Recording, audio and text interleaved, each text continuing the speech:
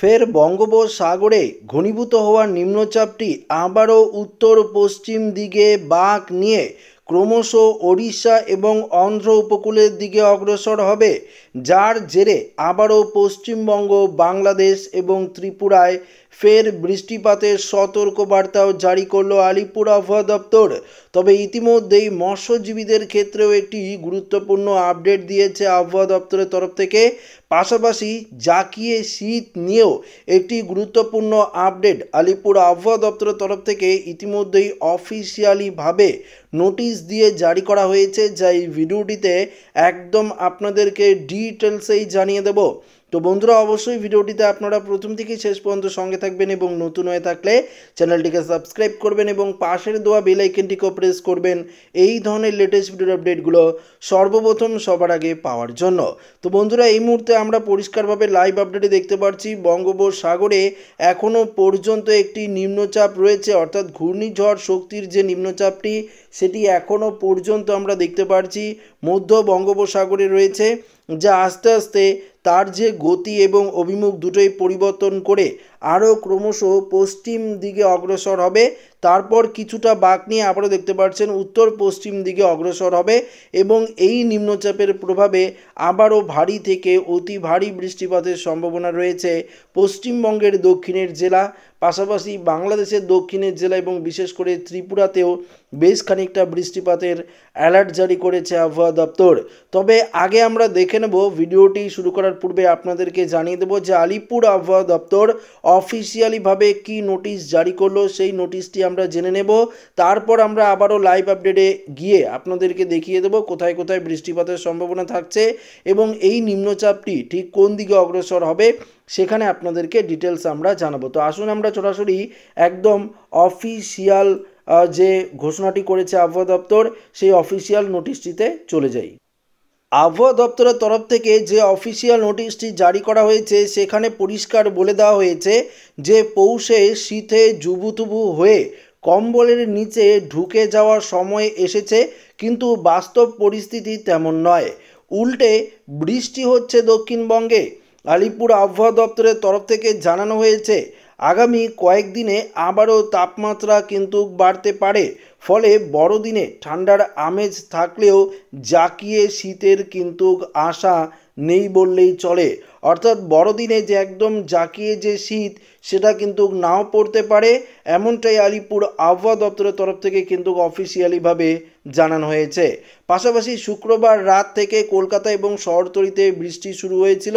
শনিবার সারাদিন বিক্ষিপ্তভাবে বৃষ্টি চলেছে। এর জেরে ঠান্ডা হাওয়া থাকলেও তাপমাত্রা কিন্তু কিছুটা বেড়ে গিয়েছিল।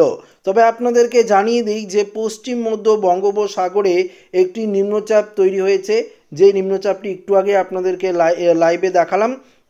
এখানে অফিসিয়াল নোটিশের পরে আবারও আপনাদেরকে লাইভে দেখাবো। তা গভীর নিম্নচাপে পরিণত হয়েছে। উত্তর পশ্চিম ভারতে সক্রিয় রয়েছে পশ্চিমী ঝঞ্ঝাও, সেই কারণে দক্ষিণবঙ্গে বৃষ্টির যে অনুকূল পরিস্থিতি সেটা কিন্তু তৈরি হয়েছিল। তবে রবিবার থেকে বৃষ্টির সম্ভাবনা আর নেই বললেই চলে, বরং কলকাতা সহ দক্ষিণবঙ্গের জেলাগুলিতে শুকনো আবহাওয়াই থাকবে। তবে আপনাদেরকে জানিয়ে দিই যে নিম্নচাপটি ক্রমশ বঙ্গোপসাগরে রয়েছে, সেই নিম্নচাপের কারণে আবারও কিন্তু মঙ্গলবার থেকে কিছুটা বৃষ্টিপাতের সম্ভাবনা রয়েছে। তবে ইতিমধ্যেই মৎস্যজীবীদের ক্ষেত্রে কি আপডেট দিয়েছে সেই আপডেটটাও আপনাদেরকে জানিয়ে দিই। বঙ্গোপসাগরে নিম্নচাপের কারণে মৎস্যজীবীদের সতর্ক করা হয়েছে।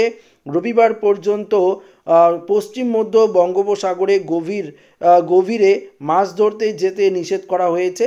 নিম্নচাপ ক্রমশ সমুদ্রে শক্তি হারাবে, এর অভিমুখ পূর্ব ও উত্তর পূর্ব দিকেই কিন্তু রয়েছে, যার জেরে কিন্তু বঙ্গোপসাগরে মৎস্যজীবীদের মাছ ধরতে যাওয়ার ক্ষেত্রে নিষেধাজ্ঞা কিন্তু জারি করা হয়েছিল।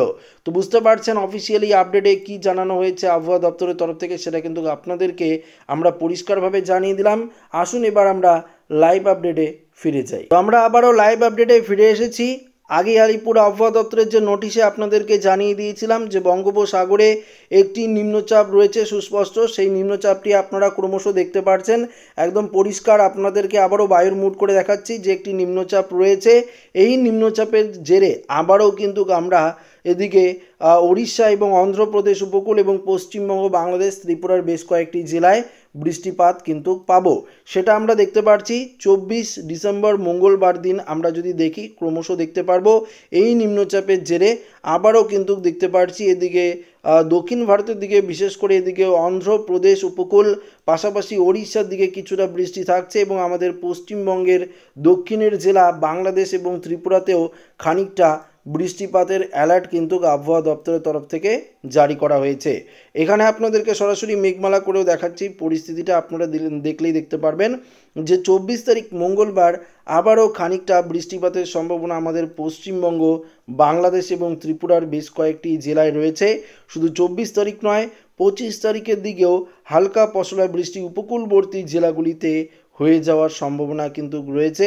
সেটা আপনারা পরিষ্কার লাইভ আপডেটের মাধ্যমেই দেখতে পাচ্ছেন যে এখানে দেখতে পাচ্ছেন যে 24 তারিখ মাঝরাতেও বৃষ্টিপাতের সম্ভাবনা থাকছে, ত্রিপুরার দিকে থাকছে, বাংলাদেশের দক্ষিণ এবং আমাদের পশ্চিমবঙ্গের দক্ষিণের দিকে ভালোই পরিমাণে বৃষ্টি হবে।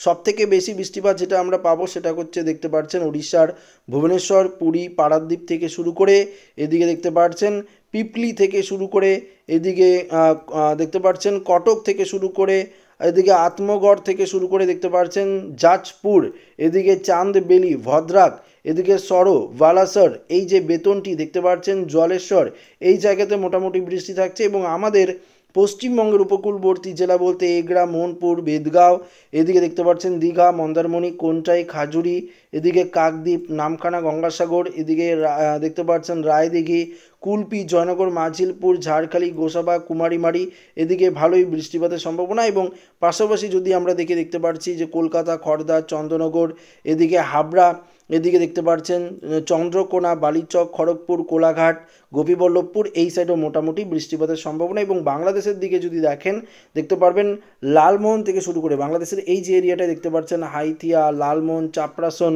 এদিকে কলাপাড়া, পাথরঘাটা থেকে শুরু করে মাথাবেরিয়া, এদিকে মিরাজগঞ্জ, এইদিকে মোটামুটি বৃষ্টিপাতের যে অ্যালার্ট সেটা কিন্তু আমরা ক্রমশ লক্ষ্য করতে পারছি এবং ত্রিপুরাতেও আমরা বেশ খানিকটা মেঘ এবং ঝিরিঝিরি বৃষ্টি সেটা কিন্তু লক্ষ্য করতে পারছি 24 থেকে 25 তারিখ নাগাদ। তো বুঝতে পারছেন আবহাওয়া দপ্তরে এমনটাই পূর্বাভাস দিয়েছিল যে আবারও বৃষ্টিপাতের সম্ভাবনা রয়েছে এবং তাপমাত্রা অনেকটাই কিন্তু বেড়ে গিয়েছে।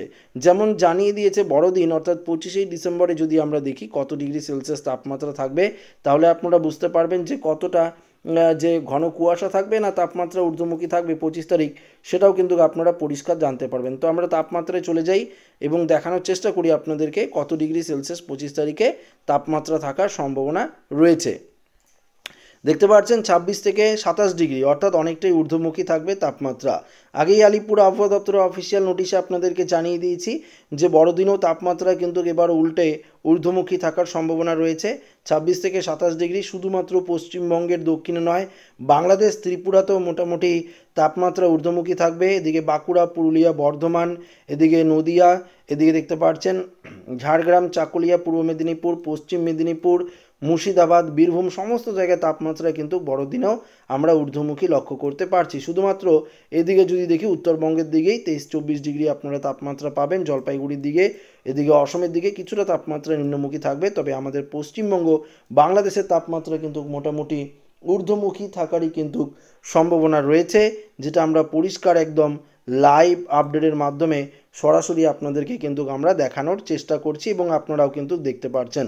তো তাপমাত্রার ক্ষেত্রে একটা বড়সড় পরিবর্তন কিন্তু রয়েছে। এবার প্রশ্ন হলো বঙ্গোপসাগরের যে নিম্নচাপটি তৈরি হয়েছে সেটি কবে নাগাদ শেষ হচ্ছে, অর্থাৎ কবে নাগাদ এটি বঙ্গোপসাগরে মিলিত হয়ে যাবে। 25 তারিখেও এটা থাকছে, 26 তারিখে মোটামুটি যদি আমরা দেখি 26 তারিখ নাগাদ, 26 থেকে 27 তারিখ নাগাদ এটা কিন্তু তামিলনাড়ু উপকূলে গিয়ে এটা কিন্তু একদম নিস্তেজ হয়ে যাওয়ার সম্ভাবনা রয়েছে। এর প্রভাবে কিছুটা বৃষ্টিপাতের সম্ভাবনা আমরা অন্ধ্রপ্রদেশ এবং তামিলনাড়ু উপকূলবর্তী জেলাগুলিতে কিন্তু পাবো। তাছাড়া কিন্তু সেভাবে বৃষ্টিপাতের যে সম্ভাবনা সেটা কিন্তু নেই বললেই চলে। আগামীকাল আমরা যদি দেখি ভোরবেলায় কুয়াশাচ্ছন্ন আকাশ কতটা থাকবে সেই আপডেটটিও আপনাদেরকে জানিয়ে দিচ্ছি।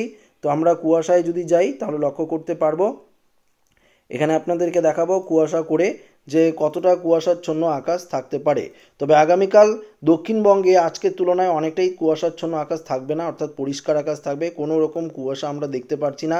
শুধু পশ্চিমবঙ্গের দক্ষিণ নয়, উত্তরের দিকেও মোটামুটি আকাশ পরিষ্কারই থাকবে, কুয়াশাচ্ছন্ন আকাশ থাকবে না। শুধুমাত্র আমরা কিন্তু এদিকে দেখতে পাচ্ছি উত্তরবঙ্গের বিশেষ করে আলিপুরদুয়ার সংলগ্ন বেশ কয়েকটি জেলা, এদিকে দেখতে পাচ্ছি মাদারিহাট, হাসিমারা, এদিকে ফালাকাটা থেকে শুরু করে সোনাপুর, আলিপুরদুয়ার এই সাইডে মোটামুটি কুয়াশাচ্ছন্ন আকাশ থাকবে। এদিকে রামশাহী থেকে শুরু করে মালবাজার, ওদলাবাড়ি, নাগরাকাটা এই সাইডে দেখতে পাচ্ছি, অর্থাৎ ময়নাগুড়ি, রাজগঞ্জ, জলপাইগুড়ির দিকে কিছুটা আমরা দেখতে পাচ্ছি যে কুয়াশাচ্ছন্ন আকাশ থাকার সম্ভাবনা।